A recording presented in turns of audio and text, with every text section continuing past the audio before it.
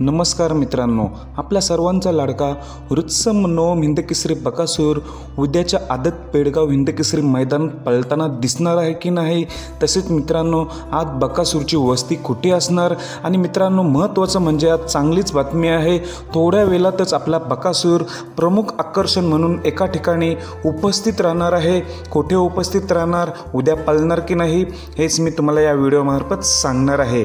मित्रांनो, आजच झालेल्या पेडगाव ओपन मैदानात आपल्या बकासूरची सेमीला हार झाली। बकासूरचा पायरा होता संभा। मित्रांनो, सेमी क्रमांक 3 मध्ये संभा आणि बकासूरची गाडी फॉल झाल्यामुळे आपल्या बकासूरची सेमीला हार झाली। असो मित्रांनो, उद्या आपल्याला आदत पेडगाव हिंदकेसरी मैदानात आपला बकासूर 100% पळताना दिसणार आहे।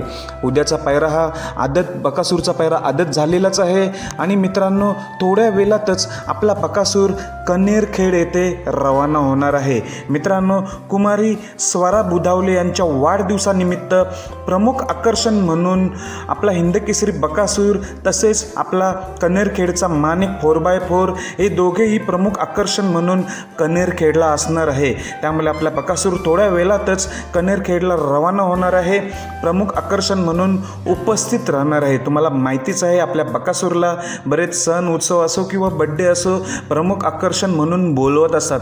तसंच आज मित्रांनो कुमारी स्वरा बुधावले यांच्या वाढदिवसानिमित्त कनेरखेडला आपल्या बकासूरला प्रमुख आकर्षण म्हणून बोलवलेलं आहे आणि मित्रांनो तिथेच आपल्या बकासूरची वस्ती होणार आहे। म्हणजेच जो कनेरखेडचा माणिक आहे 4x4 त्याचा जो गोठा आहे त्या गोठ्यामध्येच आपला बकासूर आज राहणार आहे आणि तिथेच वस्ती असणार आहे।